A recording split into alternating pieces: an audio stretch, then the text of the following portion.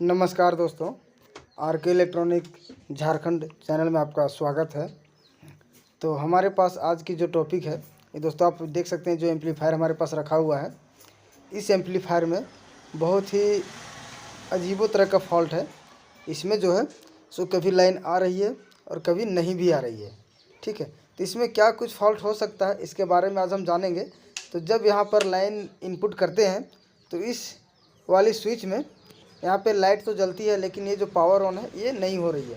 तो जब एम्पलीफायर दोस्तों मेरे पास लेकर के आया था कस्टमर, तो उस समय ये एम्पलीफायर कुछ सेकंड के लिए बजी भी थी, पावर ऑन भी हुआ था, लेकिन अभी जो है सो इसमें कुछ भी रिस्पॉन्स नहीं आ रही है। ठीक है, तो यहाँ पे आप अगर देखेंगे तो मेन वायर भी चेंज करके रखा गया है। आप देख सकते हैं यहाँ पे ये जो है मेन कोड इसका जो है सो चेंज हुआ है। तो आज हम इसी के बारे में बात करेंगे। और दोस्तों मैंने कुछ दिन से वीडियो लेकर के आप लोगों के बीच नहीं आ पा रहा था। ठीक है, तो यहाँ पर मैं सबसे पहले आपको लाइन इनपुट करके दिखा देता हूँ। और यहाँ से स्विच हम जैसे ही ऑन करेंगे तो देख सकते हैं स्विच में हमारी इंडिकेटर जो है ये जल रही है और यहाँ पर पावर ऑन नहीं हो रही है, देख सकते हैं यहाँ पे। और हमारी इस एम्पलीफायर का जो फ़ैन है, फ़ैन भी चल रही है, बिल्कुल सही तरीके से चल रही है। ऐसा नहीं कि एम्पलीफायर हमारा शॉर्टिंग है, कुछ भी नहीं हुआ है, लेकिन एम्पलीफायर हमारा बिल्कुल ये डेड कंडीशन में है। तो इस तरीके का जो फॉल्ट है दोस्तों, आप लोग वीडियो को जो है सो पूरा कंप्लीट देखना। ठीक है, तो आप देख सकते हैं यहाँ पे पंखा धीरे धीरे स्लो भी हो रही है, देख सकते हैं घूम भी रही थी। तो वीडियो को जो है आप लोग स्किप करके आपको नहीं देखना है।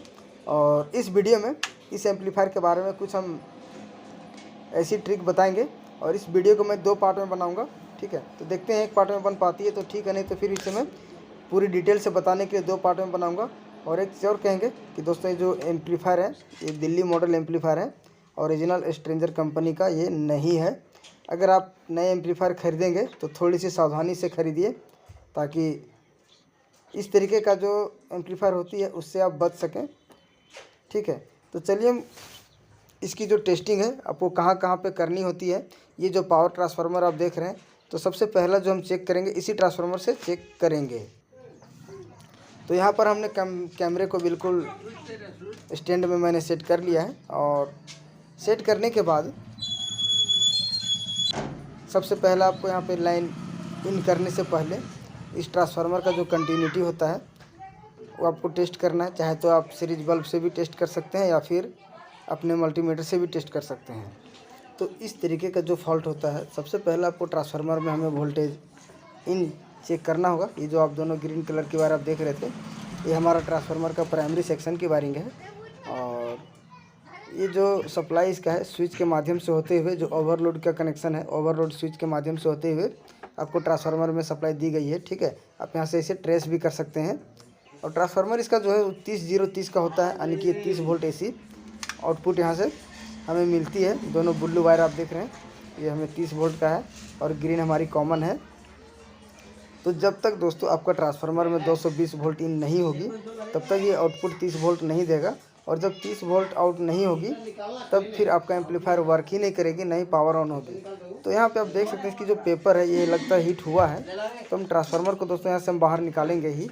और एक चीज़ मैं आपको और बताना चाहूँगा कि कोई भी ट्रांसफार्मर हो, ट्रांसफार्मर का जो प्राइमरी सेक्शन होता है वो बिल्कुल एक दूसरे से जुड़ा होता है। ठीक है, यहाँ पे ये जो रीडिंग आ रही है हमारी ट्रांसफार्मर से रीडिंग आनी भी चाहिए, लेकिन यहाँ पे जो रीडिंग आ रही है इसमें से हमारी 2 कनेक्शन जुड़ा हुआ है।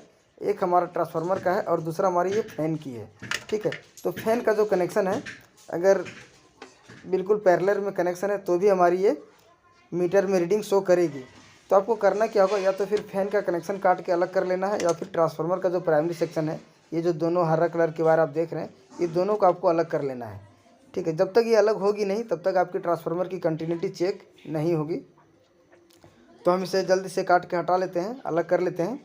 और अलग करने के बाद मैं आपको अभी कंटिन्यूटी चेक करके दिखाऊंगा। और दोस्तों इस ट्रांसफार्मर का जो डाटा है, अगर इस ट्रांसफार्मर अगर जला भी होगा तो हम इसे रिवाइंड करेंगे। और ओरिजिनल 701 जो होती है स्ट्रेंजर कंपनी का, उसका ट्रांसफार्मर की जो साइज़ होती है उसे भी हम बताएंगे। और इसमें कितनी साइज़ में लगी है, कितने इंच का जो ट्रांसफार्मर ये बना हुआ है, ये भी हम बताएंगे, बिल्कुल क्लियर कर देंगे आपको। और अगर वीडियो आप लोगों को अच्छा लगे तो एक लाइक ज़रूर कर दीजिएगा, क्योंकि आप लोगों की तरफ से लाइक बहुत कम मिलते हैं। और अगर आपने अभी तक चैनल को सब्सक्राइब नहीं किया है तो चैनल को भी सब्सक्राइब कर लीजिए और साथ में बेल आइकन का बटन ज़रूर दबा दीजिए, ताकि हमारी और भी आने वाली है और भी वीडियो आने वाली है उसकी नोटिफिकेशन आपको मिलती रहेगी। और इसे हम कनेक्शन जो है अब हम खोल लेते हैं। ठीक है, तो इसकी जो कनेक्शन है ओवरलोड स्विच के माध्यम से ही गई है। तो दोस्तों मैं कुछ दिन से लगभग दुर्गा पूजा के अंदर मैं एक भी वीडियो आप लोगों के बीच नहीं डाल पाया हूँ। थोड़ी सी समय का अभाव था, मैं वीडियो शूट ही नहीं कर पा रहा था। और एक दो वीडियो और भी शूट किया हूँ, लेकिन मैं डाल ही नहीं पा रहा था। तो आज एक छोटी सी वीडियो मैं आप लोगों के लिए लेकर के आया हूँ और इसकी फुल रिव्यू बताऊँगा इस एम्पलीफायर का। तो ट्रांसफार्मर का प्राइमरी सेक्शन मैंने खोल लिया है, देख सकते हैं यहाँ पर। ठीक है, तो अब हमें इसमें कंटिन्यूटी टेस्ट करनी है। अब हमें यहाँ पर रीडिंग आनी चाहिए। तो देख सकते हैं यहाँ पे कुछ भी रीडिंग यहाँ पे नहीं आ रही है। बीप की साउंड आनी चाहिए, रीडिंग आनी चाहिए, कुछ भी आना चाहिए। हालांकि रीडिंग तो आएगी नहीं, क्योंकि यहाँ पर 30-40 ओम्स के आसपास में रीडिंग ही आएगी, सॉरी बीप ही आएगी। बीप साउंड यहाँ पे आनी चाहिए, लेकिन यहाँ पे नहीं आ रही है। तो ये जो प्रॉब्लम हमारी है ये ट्रांसफार्मर से है। ठीक है, तो ट्रांसफार्मर को हम यहाँ से बाहर निकाल लेंगे और जब ट्रांसफार्मर को हम बाहर निकालेंगे तो इसकी पूरी डाटा आपको देंगे। अगर आपके पास डाटा नहीं है और अगर आपको डाटा ना दिया जाए, अगर किसी मैकेनिक के द्वारा अगर इसे खोल दिया जाए ट्रांसफार्मर को और फिर इसे वाइंडिंग का है मतलब बोला जाए, करने के लिए बोला जाए, तो फिर आप कैसे करेंगे। तो दोस्तों मैं आपको डाटा सहित मैं बताऊँगा, लेकिन सबसे पहले मैं इसकी जो कनेक्शन है उसे हम निकाल लेना है मुझे। और निकालने के बाद ट्रांसफार्मर को भी हम बाहर निकालेंगे। और सबसे पहला आप यहाँ पे फिल्टर कैपेसिटर जो देख रहे हैं, यहाँ पर अगर ओरिजिनल स्ट्रेंजर अगर होती तो यहाँ पर केल्ट्रॉन कंपनी का यूज़ किया होता है। ठीक है, जब कंपनी लगाती है स्ट्रेंजर का तो केल्ट्रॉन का हमेशा यूज़ करती है, जो कि यहाँ पे आपको लोकल ही मिलेंगे, देख सकते हैं। तो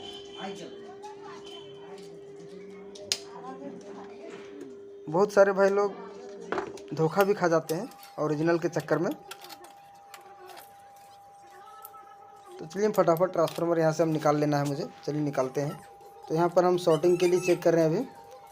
तो ट्रांसफार्मर में शॉर्टिंग तो नहीं है, देख सकते हैं। जल्दी शॉर्टिंग होती नहीं है बॉडी में, लेकिन फिर भी एक बार मुझे देख लेना है। अगर शॉर्टिंग होती तो फिर उसके लिए चेक करना होता कि शॉर्टिंग आखिर है कहाँ से। ठीक है, तो ऑलरेडी दोस्तों मैंने एक स्ट्रेंजर कंपनी का जो ओरिजिनल डाटा है, ओरिजिनल एम्पलीफायर की जो ट्रांसफार्मर है, मैं उसका रिवाइंडिंग की वीडियो मैंने बना करके डाला हुआ है। अगर आपने नहीं देखा है तो उसका जो लिंक है उस वीडियो का मैं इस वीडियो के डिस्क्रिप्शन में हम दे देंगे, आप जाके देख सकते हैं, या फिर हम कमेंट में पिन कर देंगे। तो यहाँ से ट्रांसफार्मर हमारी बाहर निकल चुकी है। ठीक है, चलिए हम इसे बाहर निकालने के बाद एम्पलीफायर को हम हटा लेंगे यहाँ से। तो और इसमें कोई दिक्कत नहीं है। ठीक है, जब तक हम इसमें अब लाइन इन नहीं करेंगे तब तक ये इसमें कोई भी प्रॉब्लम ढूंढ पाना मुश्किल है। सबसे पहला हमें ट्रांसफार्मर का ही काम करना है। तो अगर इसमें से अगर कोई हल्का फुल्का प्रॉब्लम अगर होगी तो हम रिपेयर भी कर लेंगे इसे, वाइंडिंग की ज़रूरत नहीं पड़ेगी। ठीक है, यहाँ पे कोई भी बीप वगैरह कुछ भी नहीं है, जबकि आना चाहिए। तो यहाँ से देख सकते हैं मीटर में कुछ भी शो नहीं हो रही है। तो इसे यहाँ पे लग रही थोड़ी सी जला हुआ, इसकी जो जहाँ पर कनेक्शन निकला हुआ है 1.5 mm की वायर से कनेक्शन यहाँ पर किया गया है। तो मैं आपको कैमरा को और सामने करके दिखाऊंगा अभी। और ये जो ट्रांसफार्मर है एल्युमिनियम का है दोस्तों, मैंने यहाँ पे देख सकता हूँ, क्योंकि अगर कॉपर की ट्रांसफार्मर अगर रहेगी तो जल्दी हीट होती नहीं है। ठीक है, तो यहाँ पर नज़दीक से देखने के बाद यहाँ पे थोड़ी सी मैंने स्क्रैच किया था, तो एल्युमिनियम का है। तो इसकी जो सेकेंडरी सेक्शन है जो कि 18 नंबर से रिवाइंड किया होगा यहाँ पर, और ये हमारी कॉपर की है। और जो इसका प्राइमरी सेक्शन है ये दोस्तों लगभग 21 नंबर 20 या 21 नंबर होगा, जो कि प्राइमरी सेक्शन इसका जो रिवाइंड किया गया है। हालांकि मैं इसे अभी खोला नहीं हूँ, जब खोलेंगे तब हम इसमें गेज करके देख लेंगे। लेकिन इसकी जो सेकेंडरी है ये लगभग एक अनुमानित मैं बता रहा हूँ आपको, लगभग 18 नंबर होनी चाहिए। तो इसे हम फटाफट खोल लेंगे। और कोई भी कंपनी का ट्रांसफार्मर अगर आप खोलते हैं तो वार्निश कोर में डालने के कारण बिल्कुल टाइट हो जाती है और जल्दी खुलती नहीं है। तो इस कंडीशन में आप कैसे खोलेंगे मैं आपको भी इसी वीडियो में दिखाऊंगा। ठीक है, चलिए हम चारों स्क्रू पहले खोल लेंगे, उसके बाद फिर इसकी जो कोर है वो हम खोलेंगे अभी। तो यहाँ पर चारों स्क्रू मैंने खोल चुका हूँ, देख सकते हैं, जो कि क्लैंप जो टाइट था वो मैंने यहाँ से निकाल चुका हूँ।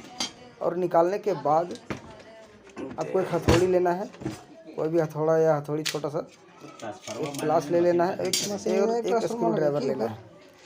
ठीक है, तो इतना कोई भी ट्रांसफार्मर को खोलने के लिए बस इससे अधिक और कोई भी पार्ट्स की ज़रूरत नहीं है। ठीक है, यहाँ पे जला हुआ है, यहाँ से मैं नज़दीक थोड़ी सी आप देख भी सकते हैं। तो इसे खोलने के लिए आपको करना क्या होगा कि यहाँ पर वार्निश और पेंट की वजह से ये बिल्कुल चिपक चुका है। ये जो कोर है ये 7 नंबर कोर है, ये बिल्कुल ही चिपक चुका है। तो सबसे पहला आपको हथौड़ा से इसमें चोट मारनी होगी और चारों तरफ आपको मारना है, यहाँ पे आप देख सकते हैं। ठीक है, और ये जो टाइट किया गया है दोस्तों, यहाँ पे कहीं कहीं पे गैप भी है, जो कि हमिंग को बंद करने के लिए ही वार्निश और पेंट का यूज़ किया गया है।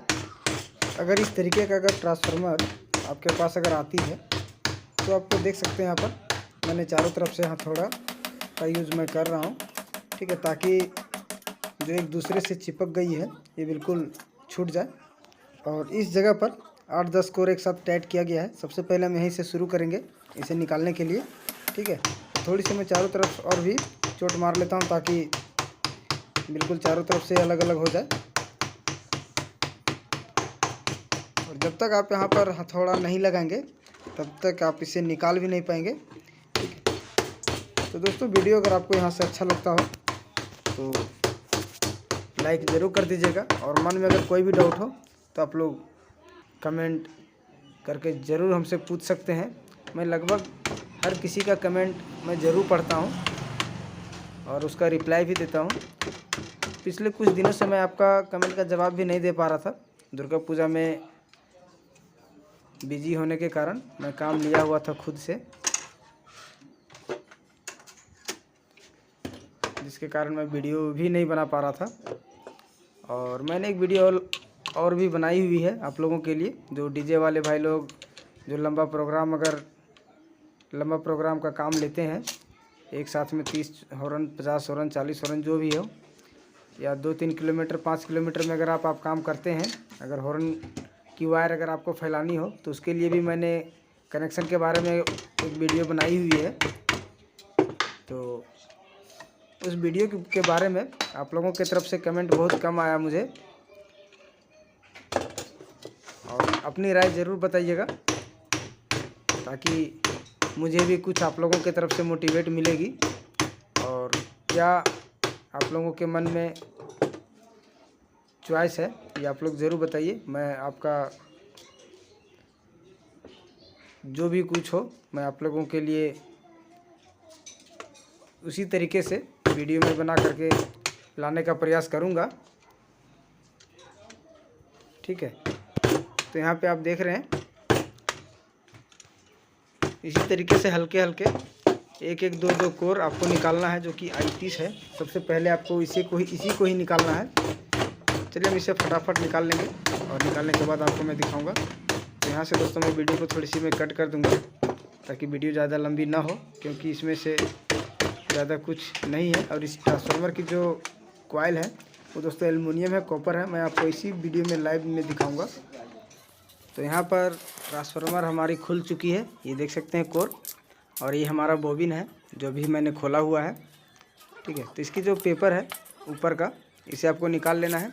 और इसमें क्या दिक्कत है, आखिर क्यों नहीं काम कर रही थी, इसके बारे में हम जानेंगे और बिल्कुल आपको लाइव दिखाएंगे।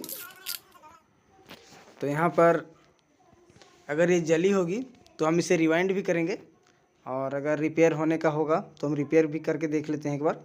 ठीक है, तो यहाँ पर इसकी जो सेकेंडरी है, जो कि मैंने 18 नंबर का जो वायर बोला था, ये इसकी सेकेंडरी जो कि 30 वोल्ट के लिए वाइंडिंग किया गया है। ये दोस्तों कॉपर है, ये 100% कॉपर ही है। और इसे खोलने के बाद जो 18 नंबर की वायर है इसे हम खोल लेंगे, और खोलने के बाद इसकी जो अंदर की वायर है उसे हम निकाल के देख लेंगे एक बार और दिखाएंगे आपको। तो यहाँ पर 50% एल्युमिनियम है और 50 कॉपर है, यानी कि सेकेंडरी कॉपर है और प्राइमरी जो होती है ये हमारी एल्युमिनियम है, जिसमें हमें 220 वोल्ट हम इनपुट देंगे। ये हमारे एल्युमिनियम की है। तो अगर हमको रिवाइंड करना पड़े तो हम इसमें 100 का 100 कॉपर ही डालेंगे। कभी एल्युमिनियम हम जल्दी डालते नहीं हैं, ठीक है। तो यहाँ पे आप देखेंगे, तो अगर कोई भी ट्रांसफार्मर अगर आप खोलेंगे यहाँ पर, तो सबसे पहला अगर डाटा नहीं जानते हैं या फिर नहीं पता है तो फिर आप इसकी जो टर्न है आप इसे गिन के आप नोट करके भी रख सकते हैं, और जितना टर्न यहाँ पर डाला गया है सेम आपको उतना ही टर्न डाल देना है।